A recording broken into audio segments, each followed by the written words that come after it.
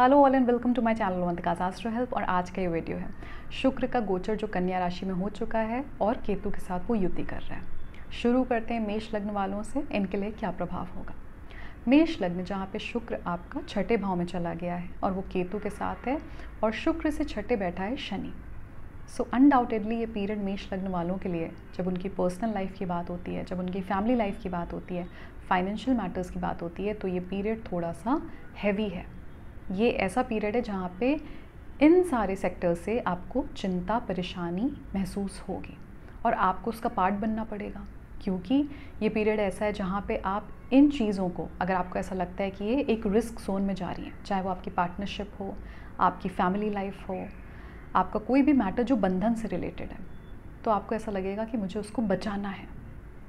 अब यहाँ पे एक क्वेश्चन आता है, शुक्र आपसे ये भी पूछ रहा है केतु के साथ बैठ के कन्या राशि में कि क्या आपको इस मैटर को बचाना चाहिए या फिर आपको इसको लेट गो करना चाहिए। जैसे कि कुछ रिलेशनशिप्स ऐसी होंगी, कुछ मैरिजेस ऐसी होंगी जहाँ पे चीज़ें बहुत स्टक होंगी, अच्छी नहीं चल रही होंगी, आप कुछ टाइम से उसको ड्रैग करने की कोशिश कर रहे होगे। और हम कह सकते हैं कि कुछ लोगों के लिए ये अप्लाई हो सकता है कि वो एक डेड प्लांट को वाटर करने की कोशिश कर रहे हैं। तो शुक्र कन्या राशि में छठे भाव में आपसे ये पूछेगा मेष लग्न वालों से कि क्या आपको इस डेड प्लांट को वाटर करने की ज़रूरत है या फिर आपको ये समझ जाना चाहिए कि अब यहाँ पे पानी डालने से कुछ होने नहीं वाला, इस प्लांट में कोई लाइफ नहीं आने वाली। So this is the time to let go. तो ये एक ब्रेनस्टॉर्मिंग का पीरियड है, ऑब्जर्वेशन का पीरियड है, इवैल्यूएशन का पीरियड है, जिसमें आप एक अच्छा डिसीजन ले सको, अच्छे कंक्लूजन पे आ सको। तो मेष लग्न वालों के लिए इस पक्ष में ये पीरियड बहुत इम्पॉर्टेंट हो जाता है। अब बात करते हैं वृष लग्न वालों की। वृष लग्न वाले जहाँ पे शुक्र आपका आ जाएगा पंचम भाव में। अब पंचम भाव जो रोमांस का घर है, विद्या का घर है, बहुत सारी चीज़ों का घर है, संतान का घर है, तो यहाँ पे आपकी एनर्जी जा रही है। इट्स मोर लाइक कि you are trying to deal with the problems by trying to learn about it. जैसे कि अगर आपकी संतान को कोई हेल्थ इशू होता है, कोई प्रॉब्लम होती है, आपकी रिलेशनशिप में कोई प्रॉब्लम आती है, कोई गैप आता है, तो आप you try to learn about it कि मैं किस तरह से इस प्रॉब्लम को सॉल्व कर सकता हूँ, क्योंकि पंचम भाव लर्निंग का है, जहाँ पे आप वो सीखते हो जो आपको नहीं पता था पहले से। इसको होते पंचम भाव विद्या ग्रहण करवाता है आपको। तो जब शुक्र यहाँ पे आपका छठे भाव का स्वामी होके, मतलब अपने भाव से 12वां हो जाएगा पंचम भाव में, और वहाँ पे वो केतु के साथ होगा।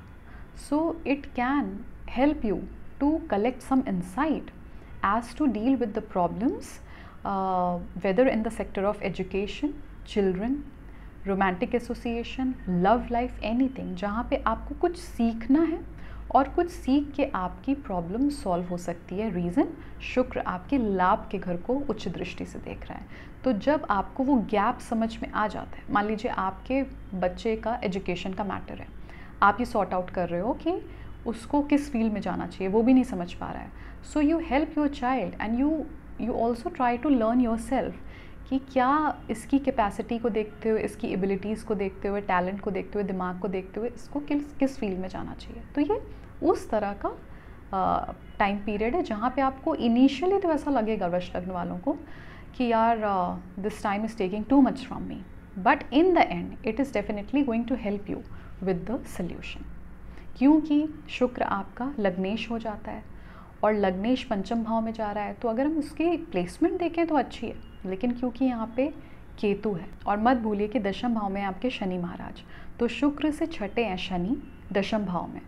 तो पहले जब आप कर्म करोगे, जब आपको कर्म करके ही कुछ पता लगने वाला है कि अगर आप ऐसा करते हो तो उसका क्या इम्पैक्ट होगा, क्या कॉन्सिक्वेंस है, या इससे आपको क्या प्राप्त हो सकता है। तो शुक्र इस टाइम पे वृष लग्न वालों को वो कर्म कराना चाहता है जो उनसे थोड़ा अनटच्ड था, and it was very important for them. अब बात करते हैं मिथुन लग्न की। मिथुन लग्न जहाँ पे आपका शुक्र चला जाएगा आपके चौथे भाव में। अब देखिए, चौथा भाव सुख का है, और जब शुक्र यहाँ पे जाता है तो वो पर्सन सुख के बारे में सोचता रहता है।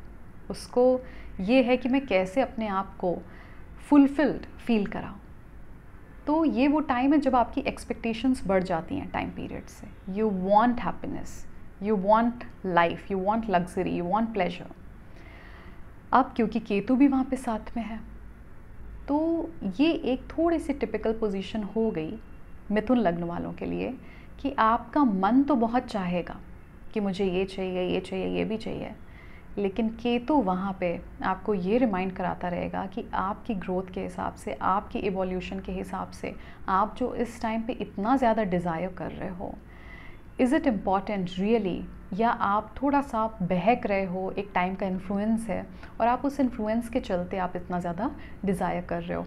तो अगर आप डिज़ायर करते भी हो, देखिए शुक्र चौथे भाव में आ रहा है तो सुख से आपको सुख के लिए आपको मना नहीं करेगा, सुख आपको डिनाई नहीं करेगा, लेकिन क्योंकि केतु साथ में है तो केतु बोलेगा थोड़ी सी रीजनिंग भी करो कि क्या तुमको ये जो सारी चीज़ें अभी इतनी ज़्यादा आप डिमांड कर रहे हो, आपका मन इतना ज़्यादा डिमांड कर रहा है, तो वो आपको लॉन्ग टर्म में नीडेड है, लॉन्ग टर्म में आपको ऐसा लगेगा कि वो आपको सुख दे रही है, और you are just going by the momentary pleasure and need.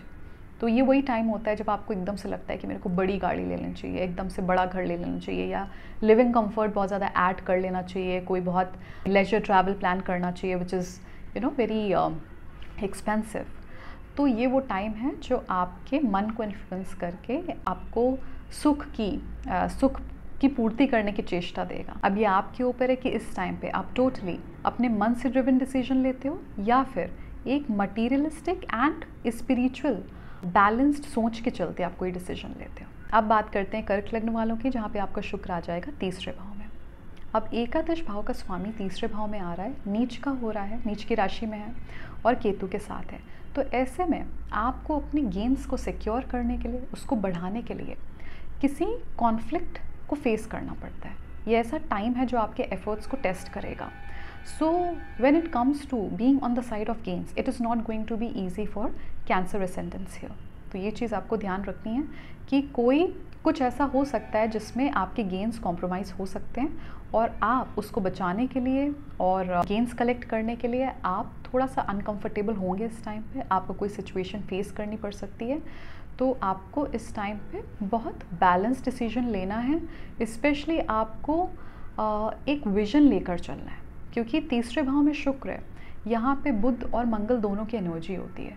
Mangal is very quick to act and Budh of course it is very mindful when it comes to business element, लेकिन फिर भी यहाँ पे जेमिनाई का इफेक्ट है, तो आपके अंदर बहुत जल्दबाजी हो सकती है कोई भी डिसीजन लेने में। अगर आप जल्दबाजी करोगे, जैसे कभी हमको लगता है कि मेरा घाटा हो रहा है और सामने से कोई बोलता है कि तुम ऐसा करोगे ना तो तुम्हारा लॉस नहीं होगा, और आप क्विकली इन्फ्लुएंस हो जाते हो और क्विकली डिसीजन ले लेते हो, ऐसे इंस्टेंसेस में आपको लॉस फेस करना पड़ सकता है। तो आपको ये चीज़ ध्यान रखनी है।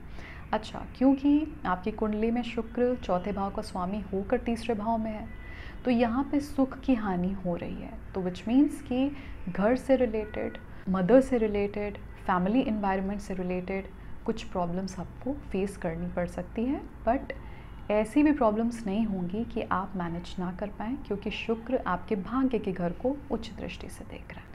अब बात करते हैं सिंह लग्न की, जहाँ पे शुक्र चला जाएगा आपके दूसरे भाव में। तीसरे और दशम भाव का स्वामी हो जाता है शुक्र सिंह लग्न में, और दूसरा भाव धन का भाव है।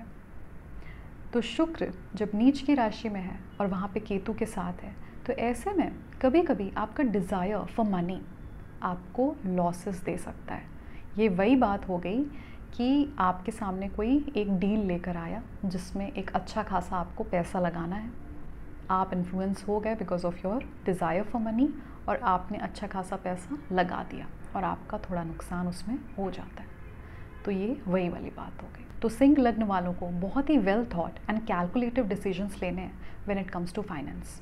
अगर मैं पर्सनल लाइफ की बात करूँ, मैरिड लाइफ की बात करूँ, फैमिली लाइफ की बात करूँ, ऑफ कोर्स यहाँ पे क्योस दिख रहा है, प्रॉब्लम्स दिख रही हैं, क्योंकि शनि भी वक्री हो रहे हैं आपके 7th हाउस में, और शनि का गोचर है आपके 7th हाउस में, जहाँ पे शुक्र और केतु अब 2nd हाउस में, और शुक्र एक अच्छी सिचुएशन में नहीं है।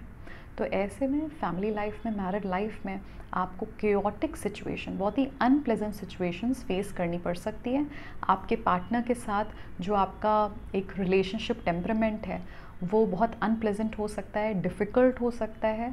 तो ये टाइम आपके लिए थोड़ा उस तरह से डिफ़िकल्ट हो सकता है। अब बात करते हैं कन्या लग्न की, जहाँ पे शुक्र चला जाएगा आपका पहले भाव में, यानी कि लग्न में। ये टाइम ऐसा है जहाँ पे फैमिली की अगर मैं बात करूँ तो यहाँ पे कुछ विरोध हो सकता है, जैसे कि आपकी फैमिली या फैमिली का कोई पार्ट, एक्सटेंडेड फैमिली, कज़न्स या कोई भी, वो आपको अपोज कर सकते हैं, या फिर आपका इन लॉज, क्योंकि सेकेंड हाउस से हम इन लॉज को भी देखते हैं अदर देन 8th हाउस। तो कोई फैमिली का पार्ट है जो आपको या आपकी खुद की फैमिली आपको किसी भी पक्ष को लेकर अपोज कर सकती है, तो वहाँ पे कुछ कन्फ्रंटेशन हो सकता है, कोई फ्रिक्शन हो सकता है। दूसरा, अगर मैं हेल्थ पॉइंट ऑफ व्यू से देखूं तो ये पीरियड उतना अच्छा नहीं है कन्या लग्न वालों के लिए, तो इसमें आपको अपनी हेल्थ का ख्याल तो रखना ही पड़ेगा। और ये टाइम ऐसा भी हो सकता है कि जब आप बहुत ज़्यादा वर्कड अप हो, आपने बहुत ज़्यादा काम कर लिया, इसकी वजह से आप बहुत ज़्यादा वर्कड अप हो, स्ट्रेस्ड हो, तो ये टाइम आपको मेंटली भी थोड़ा सा परेशान कर सकता है। तो ऐसे में साइंस ऑफ डिप्रेशन या एंजाइटी, जो चीज़ आपको मेंटल तौर पे परेशान कर देती है, तो उस तरह के भी सिम्टम्स दिख रहे हैं। तो आपको थोड़ा रिलैक्स करना है इस टाइम पे, क्योंकि केतु अगर फर्स्ट हाउस में गोचर कर रहा है तो वो आपको ये भी बता रहा है कि भाई थोड़ा सा डिटैच हो जाओ माया से, तब जाके आपके शरीर को, आपके हेड को आराम मिल पाएगा। अब बात करते हैं तुला लग्न की, जहाँ पे शुक्र आपका जा रहा है 12वें भाव में। आपका लग्नेश 12वें भाव में जा रहा है केतु। ये अंडरस्टूड है कि आपको ऐसी फीलिंग्स आएंगी कि मुझे कहीं निकल जाना चाहिए, मुझे कहीं ट्रैवल करना चाहिए, मुझे सॉलिट्यूड में होना चाहिए, मुझे एकांत चाहिए, मुझे भगवान का जप करने का मन कर रहा है, मुझे भगवान के क्लोज जाने का मन कर रहा है, मेरा मन दुखी हो रहा है, अपसेट हो रहा है, मैं अब इससे ज़्यादा लोड नहीं ले सकता। तो इस तरह का पीरियड है आपके लिए, तो आपको स्पिरिचुअल बैलेंसिंग पे ध्यान देना चाहिए। ऑफ कोर्स एक्सपेंसेस इसलिए ज़्यादा हो सकते हैं क्योंकि जिस भी चीज़ पे इस टाइम पे आपका एक्सपेंस होगा वो आपके मेंटल हेल्थ के लिए, आपके लर्निंग के लिए, आपके ओवरऑल किसी भी सिचुएशन के लिए ज़रूरी होंगी। तो यहाँ पे कोई मुझे फालतू खर्चे नहीं दिख रहे हैं, लेकिन यहाँ पे वो खर्चे दिख रहे हैं जो आप इग्नोर नहीं कर सकते और आपको इग्नोर करने भी नहीं चाहिए, जैसे कि हेल्थ। अब हेल्थ के लिए आप कुछ चीज़ें ऑर्डर कर रहे हो which are little expensive, but you have to order because you need to make sure that you are doing fine. उसी तरह से आपका घूमने का मन है, आप बहुत टाइम से घर पे ही हो, तो ये वो ट्रैवल है जो आपको थोड़ा सा बेटर फील कराएगा। इसी टाइम पे मैंने अक्सर देखा है लोग विपासना के लिए जा रहे होते हैं, रिट्रीट्स के लिए जा रहे होते हैं, they are just spacing out of their comfort zone and out of their regular lifestyle. अब बात करते हैं वृश्चिक लग्न वालों की। वृश्चिक लग्न जहाँ पे आपका शुक्र चले जाएगा आपके 11th हाउस में। अब एकादश भाव में शुक्र आपका सप्तमेश है और एकादश भाव में है केतु के साथ। ऐसे में आपको एक चीज़ ध्यान रखनी है कि अगर आप बिज़नेस कर रहे हो तो आपके सामने प्रॉमिसिंग डील्स आ सकती हैं, और प्रॉमिसिंग डील्स ऐसा नहीं है कि आप खराबी होंगी या आपको लॉस ही करा देंगी, लेकिन क्योंकि शुक्र वहाँ पे नीच का हो जा रहा है तो आपको ये देखना पड़ेगा कि आप किस तरह के लोगों के साथ डील कर रहे हो, बिज़नेस एसोसिएशन फॉर्म कर रहे हो, ये लॉन्ग रन में, लॉन्ग टर्म में ट्रस्ट वर्दी है भी या नहीं, ये चीज़ आपको ध्यान रखनी पड़ेगी। दूसरा, शुक्र क्योंकि आपका 12th हाउस लॉर्ड है और वो एकादश भाव में आ रहा है, तो ऑफ कोर्स आपकी जो भी इनकम है वो एक्सपेंसेस के तौर पर बहुत खर्चा हो सकता है आपका। तो आपका इस मंथ ये कह सकते हैं कि जो भी आपकी इनकम होगी वो सब एक्सपेंडिचर में निकल जाएगी। अब बात करते हैं धनु लग्न वालों की। धनु लग्न वालों के लिए जहाँ पे आपका शुक्र चला जाएगा आपके 10th हाउस में, दशम भाव में शुक्र होगा नीच का केतु के साथ। अगर हम उसको नीच का भी ना माने पूर्णतः, क्योंकि हमको नक्षत्र एंड डिग्री वाइज भी देखना पड़ता है, लेकिन राशि तो नीच है। जहाँ पे शुक्र की परफॉर्मेंस लो हो जाती है वो अपने एलिमेंट से बाहर आने लगता है। तो जब भी कोई प्लैनेट अपने एलिमेंट से बाहर आता है तो वो आपको अपना जो एक नैसर्गिक प्रभाव है वो नहीं दे पाता है या बहुत कम देता है। शुक्र एक रिलैक्स्ड प्लैनेट है, 10th हाउस में जा रहा है कन्या राशि में। अब ये वो वाली बात हो गई कि आपको बहुत दिमाग चलाना पड़ेगा अपने कार्य क्षेत्र में, अपने करियर फील्ड में, लेकिन आपका मन नहीं कर रहा है। You don't feel like performing so much, you don't feel like out growing your comfort zone. हो सकता है ये टाइम ऐसा हो कि आपको न्यू स्किल्स लर्न करनी चाहिए, लेकिन आपका मन ही नहीं कर रहा है क्योंकि साथ में केतु है, तो आपका इतना मन नहीं कर रहा है। लेकिन क्योंकि ये दोनों प्लैनेट्स कन्या में हैं और आपके 10th हाउस में, तो ये बोल रहे हैं कि this is the time that you need to focus. और अगर आप फोकस कर लोगे, क्योंकि कन्या राशि में 2 ग्रह हैं, मतलब इंटेंसिटी हाई हो रही है इस राशि की, और ये राशि आपको इंटेलिजेंट बनाती है। किस तरह से? आपके दिमाग को परमानेंटली ब्रेनस्टॉर्म करा के। तो आप जब कुछ भी स्किल्स लर्न करोगे तो आप ब्रशअप कर सकते हो, बेटर हो सकते हो और बहुत अच्छे से इस टाइम पे उसको सीख सकते हो। अब बात करते हैं मकर लग्न की। शुक्र जो कि आपका पंचमेश है और दशम भाव का स्वामी है, वो नवम भाव में गया है केतु के साथ। तो ऐसे में अगर मैं प्रोफेशनल गेन्स की बात करूं, जहाँ पे आप कुछ बहुत ज़्यादा ट्राई कर रहे हो, एफर्ट लगा रहे हो, तो थोड़ा सा पेशेंस रखिए। हो सकता है कुछ दिनों का ये समय, जब तक शुक्र कन्या में है केतु के साथ, आपको कोई बहुत ज़्यादा रिजल्ट ना दे पाए, तो एक्सपेक्टेशंस अपनी थोड़ा सा मॉडरेट रखिए इस टाइम पे, पेशेंस रखिए। ऐसा नहीं है कि अभी काम नहीं हो रहा है तो बाद में नहीं होगा, होगा, लेकिन इस टाइम पे आपको थोड़ा सा कहीं कहीं पे डिसअपॉइंटमेंट फेस करना पड़ सकता है। अब मैं जानती हूँ कि जो लोग अपना नया बिजनेस स्टार्ट करते हैं, एक नया इनिशिएटिव ले रहे हैं, उनको एक हाई होप्स होती हैं, और हो सकता है बहुत सारे लोगों ने इस टाइम पे, जो कि मकर लग्न को बिलोंग करते हैं, उन्होंने अपना बिजनेस स्टार्ट किया हो या कोई नया काम शुरू किया हो या कोई नई जॉब। अब कभी कभी क्या होता है कि आपको कोई जॉब बहुत प्रॉमिसिंग लगी, आपको बहुत अच्छा पैकेज ऑफर किया, सब कुछ है, लेकिन जब वहाँ पे आप जाते हो, so you are not feeling happy, you are not feeling okay, तो कुछ डिसअपॉइंटमेंट आपके वे में आ सकता है on the part of your work. इसी तरह से अगर किसी ने कोई नया इनिशिएटिव या बिजनेस स्टार्ट किया है, तो हो सकता है कि अभी आपको उस तरह का रिजल्ट वो नहीं दे रहा है, या फिर अगर आप करने की कोशिश कर रहे हो तो उसमें भी आपको थोड़ा सा डिसअपॉइंटमेंट्स फेस करने पड़ रहे हैं, जिसकी वजह से एक होपलेसनेस आ रही है। तो आई वुड सजेस्ट आप होपलेस मत होइए, आपका थोड़े दिन बाद में काम होगा, अभी नहीं होगा, क्योंकि शुक्र को आने दीजिए तुला में। लेकिन अभी आप एक चीज़ कर सकते हो, क्योंकि शुक्र कन्या में है और आपके दशम भाव का स्वामी है, पंचमेश भी है। पंचमेश मतलब कि आपके माइंड, क्रिएटिविटी, इंटेलिजेंस को, ब्रेन फंक्शनिंग को रूल कर रहा है और आपके कर्म को भी रूल कर रहा है। तो ये टाइम बहुत ज़्यादा दिमाग चलाने का है मकर लग्न वालों के लिए। और आप निराश तो बिल्कुल भी मत होइए, क्योंकि आपका जो स्वामी है वो दूसरे भाव में है, तो कहीं ना कहीं उन्नति के योग बन रहे हैं, अवसर आपको मिलेंगे, आपको थोड़ा सा पेशेंस रखना पड़ेगा। साथ ही मकर लग्न वालों के लिए इस गोचर का प्रभाव कुछ ऐसा भी हो सकता है कि ये कुछ ही लोगों पे एप्लीकेबल है, तो सब लोग अप्लाई मत करिएगा। जिन लोगों की अपने धर्म में श्रद्धा थोड़ी सी कम है, वो और डिटैच हो सकते हैं अपने धर्म से, तो ये वो टाइम भी है, क्योंकि शुक्र आपका नवम भाव में जा रहा है नीच की राशि में केतु के साथ, तो आपको अपने धर्म में आस्था से डिटैच करेगा। हो सकता है आप कहीं और अपनी फेथ डिस्कवर कर लो, and there is nothing wrong about it.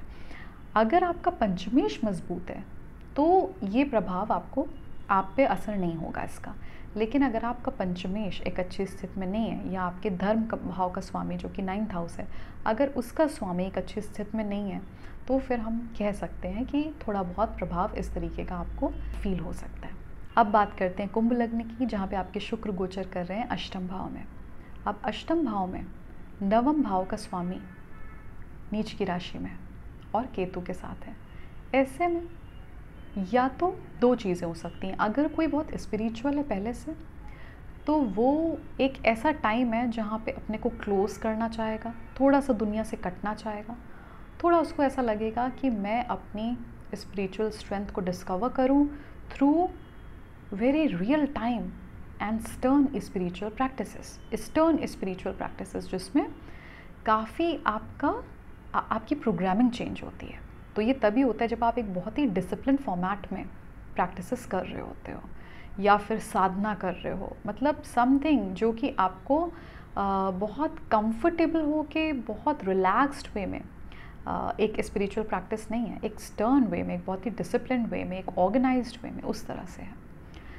या तो अगर आप स्पिरिचुअल नहीं हैं तो ऐसा हो सकता है कि इस टाइम पे आपको, जैसे आप मान लीजिए पहले मंदिर जा रहे थे, कुछ चीज़ें कर रहे थे, इस टाइम पे आपको करने का मन नहीं हो रहा है।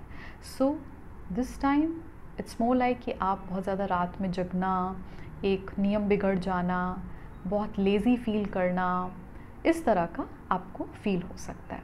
तो आपके लिए ये एक प्रभाव है। दूसरा, कुंभ लग्न वालों के लिए ये प्रॉपर्टी बाइंग का टाइम नहीं है। ना ही प्रॉपर्टी सेलिंग का टाइम है। उसका रीज़न है, अगर आप प्रॉपर्टी सेल करने की कोशिश करोगे तो भी आपको कोई ख़ास डील नहीं मिलेगी, और होगा ये कि आपके एफ़र्ट्स बहुत चले जाएंगे, जैसे बहुत सारे लोगों से मिलना, इस ब्रोकर से बात करना। तो आप रश में मत रहिए इस टाइम पे। And when it comes to property buying, तो भी ये कोई अच्छा समय नहीं है, क्योंकि इस टाइम पे अगर आप कोई प्रॉपर्टी लेते हो तो थोड़ा ऐसा हो सकता है कि आपको उसके रियलाइजेशन में प्रॉब्लम आए। ऐसा नहीं है कि वो प्रॉपर्टी ख़राब होगी, जैसे कभी कभी बहुत डिले आता है किसी प्रॉपर्टी को, जब हम अंडर कंस्ट्रक्शन लेते हैं और उसको रियलाइज़ करने की बात आती है तो डिले आता है। ख़राब इसलिए नहीं होगी क्योंकि गुरु आपका इस टाइम पे चौथे भाव में गोचर कर रहा है, लेकिन साथ में क्योंकि चौथे भाव का स्वामी अष्टम भाव में नीच की राशि में केतु के साथ है, तो ऐसे में समझ में आता है कि जब हम एक प्रॉपर्टी उस वे में लेते हैं कि हमको अपना घर बनाना है, हमारी बहुत एक्सपेक्टेशंस है, डिज़ायर है, तो हो सकता है या तो आपको एक आप जो प्रॉपर्टी डिज़ायर कर रहे हैं आपको उस तरह की ना मिले, लेकिन कभी कभी हमें लगता है कि चलो जो ऑप्शन सामने है वही ले लेते हैं, जो भी फीजिबल लग रहा है। तो मुझे ऐसा लगता है कि आपको शुक्र का तुला में जाने का वेट करना चाहिए, तब आपको उस तरह की प्रॉपर्टी मिल सकती है जो प्रॉपर्टी आप डिज़ायर कर रहे हो। अब बात करते हैं मीन लग्न की, जहाँ पे शुक्र चला गया आपके सप्तम भाव में और केतु के साथ है।